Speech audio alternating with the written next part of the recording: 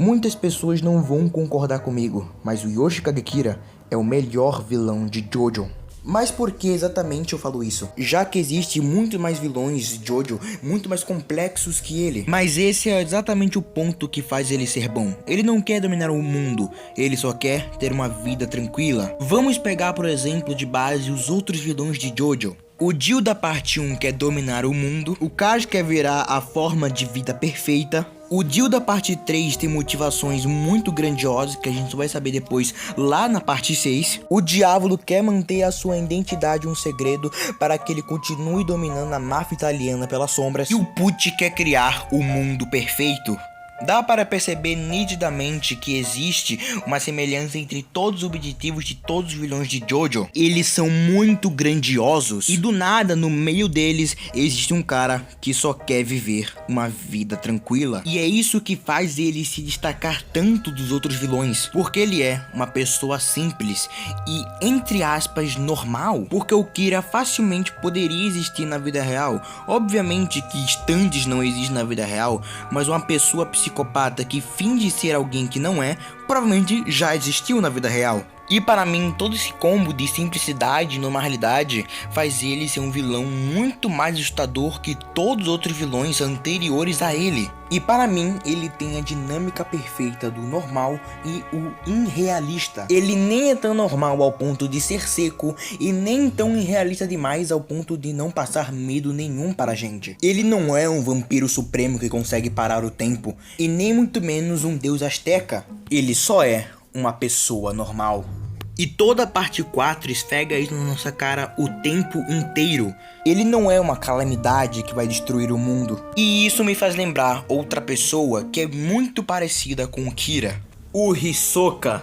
E você agora pode estar achando estranho, mas calma que eu vou explicar. O Hisoka é um personagem extremamente misterioso, pelo menos até a parte onde eu vi Hunter. A única coisa que ele demonstrou pra mim é que ele é uma pessoa repugnante, que age a princípio dos seus desejos, que não demonstra sentimentos por ninguém. E isso te lembra alguém? Exatamente, Yoshikage Kira.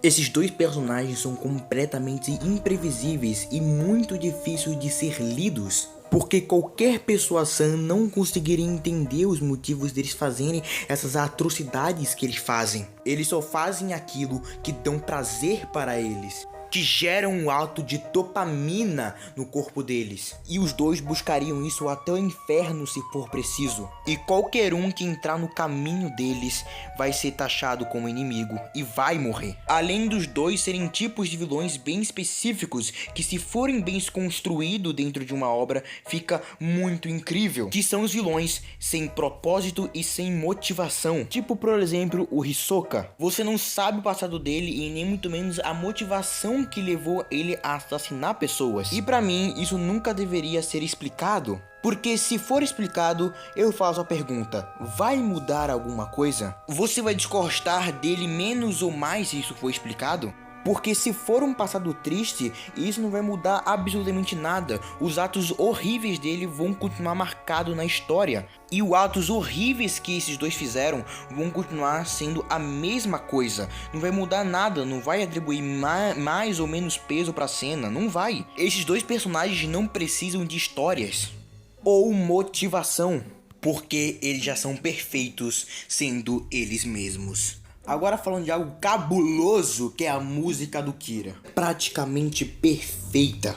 Que também fala muito sobre o psicológico do Kira. Porque primeiro começa com aquele pianinho, que mostrava que ele era calmo e despreocupado com o futuro, cabeça vazia. E que ao mesmo tempo dava meio que um conforto para as pessoas que estão escutando aquela música. Mas tudo isso muda quando ele revela a sua verdadeira face para alguém.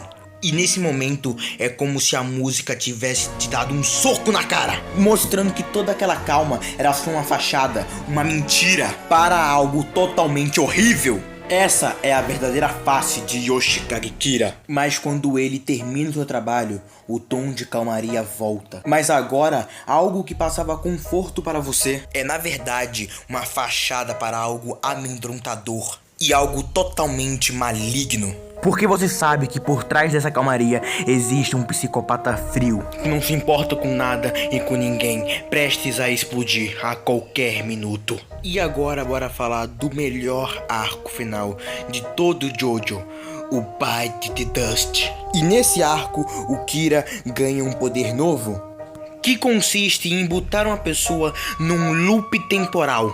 Eu não sei se eu estou exagerando, mas esse é literalmente o poder perfeito para um vilão final de Jojo. Porque ficar vivendo o dia de novo e de novo e de novo, vendo todos os amigos morrendo na sua frente e você não podendo fazer nada, é algo amedrontador. Ainda mais para uma criança que não tem superpoderes nenhum. É um dos conceitos mais bizarros que eu já vi em uma obra. Porque dá pra ver o medo e a opressão genuína que o Hayato sente ao poder do Kira. Porque não importa o que ele tente, não importa o que ele faça, a sorte sempre parece estar do lado de Yoshikage Kira. E isso é algo incrível, porque o Araki fez o Kira parecer um vilão praticamente absoluto, muito mais assustador e perigoso que os outros que apareceram. Mesmo isso sendo claramente mentira, dá pra perceber nitidamente que o Kira é uma ameaça menor perto de Dio e Cars, mas o poder dele é tão absoluto e opressor que faz parecer que ele é muito mais perigoso do que ele é. E o Kira, ele realmente era muito perigoso, porque precisou dos esforços de todo mundo da parte 4 para derrotar Yoshikage Kira, o demônio absoluto de Morio. E para mim é assim que se faz um vilão perfeito. E eu também acho bem curioso que a morte do Kira não é algo grandioso e nem épico, como por exemplo os outros vilões de Jojo. O cálice foi arremessado para fora do planeta, o diabo foi posto num loop temporal infinitos de morte, e o Dio, depois de uma batalha épica, explodiu. Mas o Kira, ele foi atropelado acidentalmente, e essa foi uma morte perfeita para alguém que só queria viver uma vida tranquila. Porque ele teve uma morte completamente normal, que eu, você e qualquer pessoa do mundo poderia ter. E mesmo na morte dele, o Araki faz questão de repetir: Yoshikage Kira só é uma pessoa normal. E por isso, pra mim, ele é o melhor vilão de todo Jojo. Obrigado a todos que viram até aqui, muito obrigado a vocês e uou!